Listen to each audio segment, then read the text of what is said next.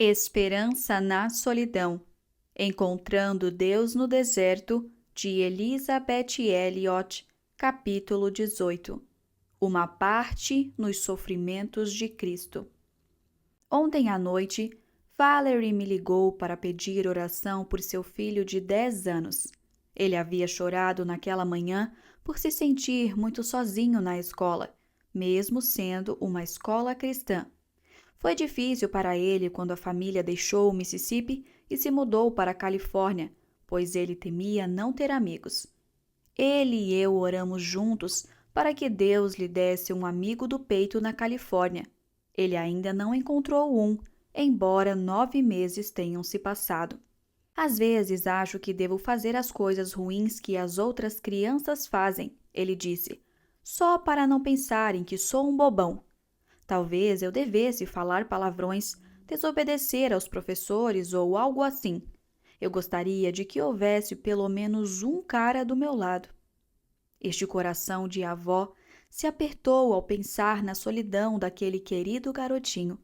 Eu pedi ao Senhor para confortá-lo e, de alguma forma, mostrar-lhe que esse é um preço que ele está pagando pela fidelidade, pela qual o Senhor um dia o recompensará muito além de seus sonhos.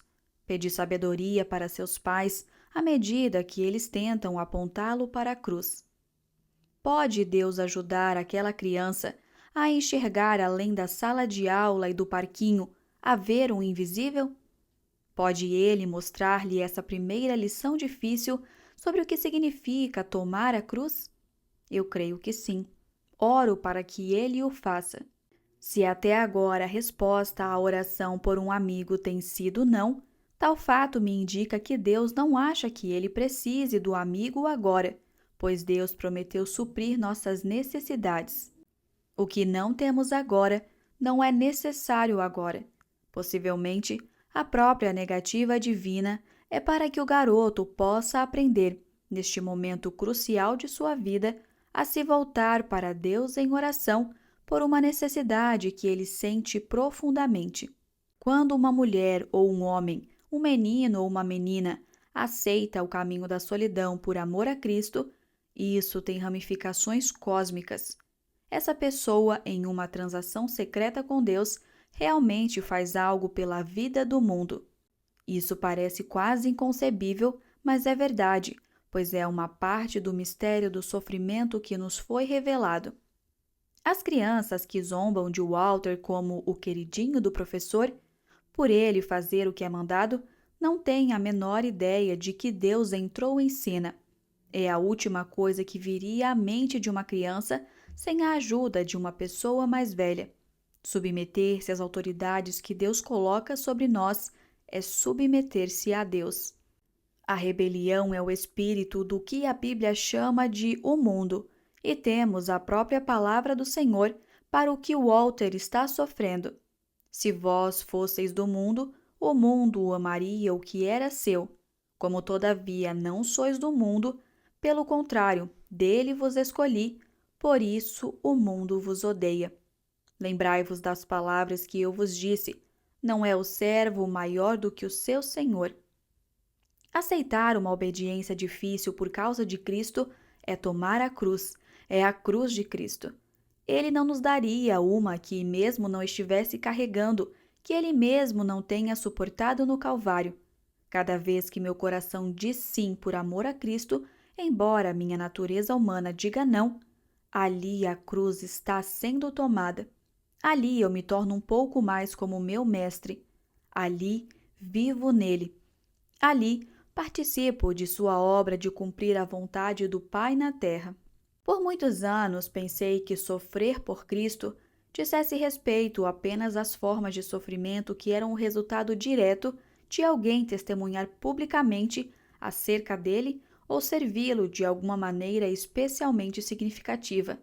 Eu presumia que, quando Paulo escreveu aos Colossenses, agora me regozijo nos meus sofrimentos por vós, ele se referia a estar na prisão por causa de algo que havia feito em favor deles. Sem dúvida, isso é verdade, mas não da maneira limitada que eu pensava. Ele quis dizer muito mais. Ele viu a grande verdade da troca, o fato de que o seu sofrimento traria o bem para outrem, e isso não apenas para a igreja em Colossos.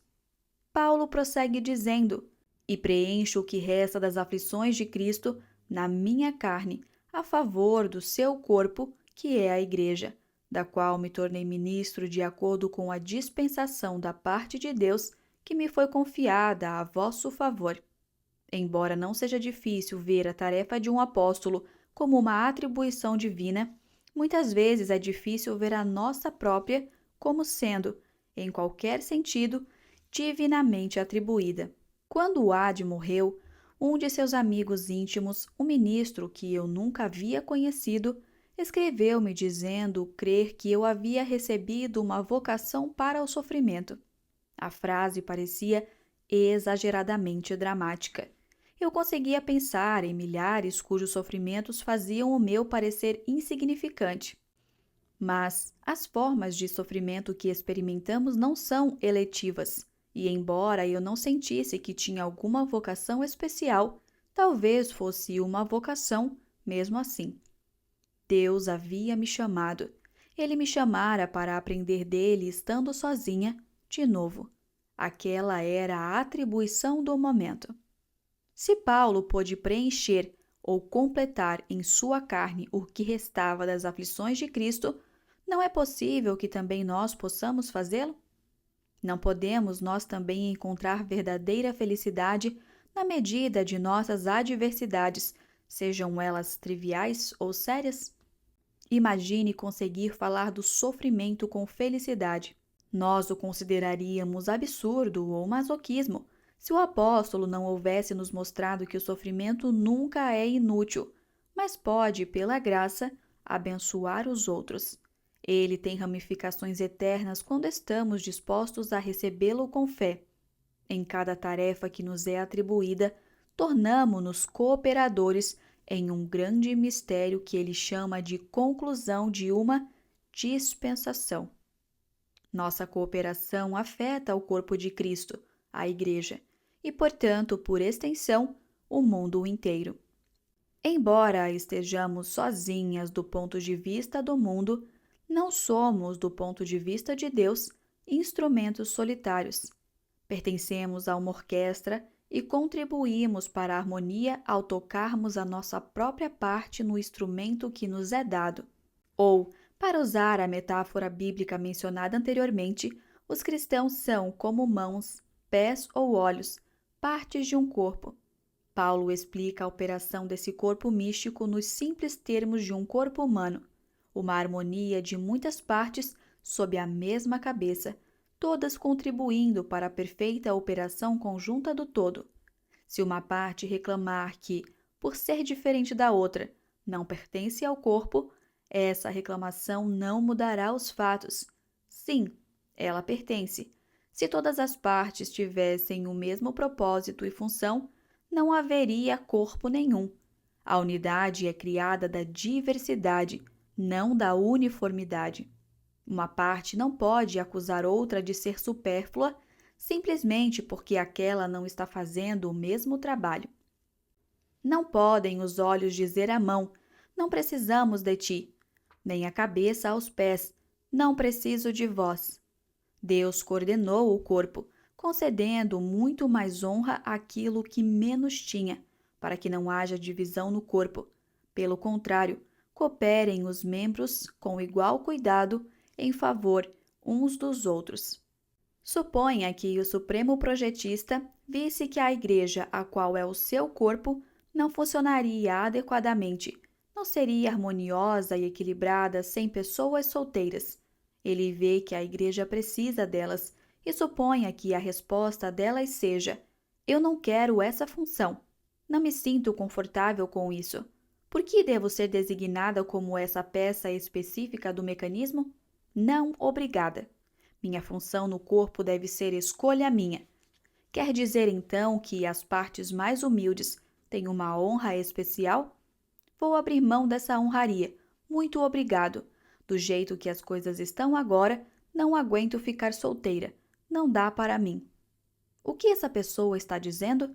Seja feita a minha vontade. Vou me chamar de cristã, mas não aceito as condições. Vou servir, mas apenas de maneira que eu escolher. Sou eu quem vai dar as cartas. Mesmo nestes tempos em que a ênfase está basicamente em as mulheres terem uma carreira, o modelo, ainda estimado pela maioria das que falam comigo, inclui casar-se com o senhor homem certo, ter uma casa e pelo menos um ou dois filhos. A experiência de uma dessas mulheres foi semelhante à minha. Imatura e terrivelmente ingênua quanto aos propósitos mais elevados de Deus, eu não conseguia enxergar a amorosa cerca viva que ele havia colocado ao meu redor. Nenhum estudante do sexo masculino por quem eu me apaixonei sequer notava a minha existência. Quem gostava de mim não era o meu tipo. Os métodos de Deus me afiar continuam variando, mas minhas lutas com a solteirice continuam quase as mesmas, com esta única exceção. Eu fiz as pazes com o futuro espectro de viver todos os meus dias como uma solteirona ou ficar para a titia.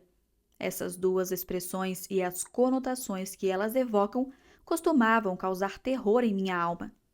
Finalmente, após anos e anos fugindo da possibilidade de nunca conhecer o amor de um homem piedoso, eu disse ao Senhor: sim, apenas preciso que tu cuides de mim.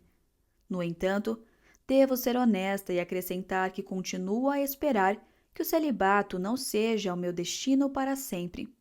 Ainda assim, estou pronta a orar. Não se faça a minha vontade. Ela passa a descrever sentimentos doentios, sentimentos de raiva, desespero, pânico, desfalecimento. Eu me engasgo com o terrível gosto da incredulidade.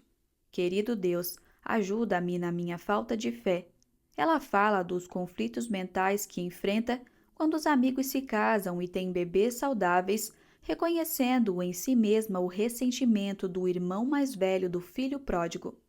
Ela revelou sua alma para mim em muitas outras páginas, uma alma muito humana e feminina, que se esforça muito para ser honesta. O medo de ficar solteira era sinônimo do medo de um futuro no qual ela não pudesse sentir-se realizada. Senhora Elliot, a senhora é capaz de perceber nesses trechos alguns de meus conflitos e batalhas internas? Ela pergunta. Se sou capaz? Ah, Deus do céu, e como sou! Eu percebo completamente, pois já estive lá. Foi por essa mesma razão que escrevi a ela acerca de todo o misterioso e celestial sistema de sacrifício que tanto me tem confortado e revelado a glória de compartilhar com Cristo de sua obra redentora. Isso mudou minha reação à vida com todos os seus labores, alegrias e problemas. Sou chamada a estar perto, ao lado do Redentor, e recebo uma pequena atribuição que traz consigo o poder de ajudar a completar a cota ou o que resta de seus próprios sofrimentos. A escolha é minha. Também queres retirar-te? Ouço-o dizer: ou virás comigo?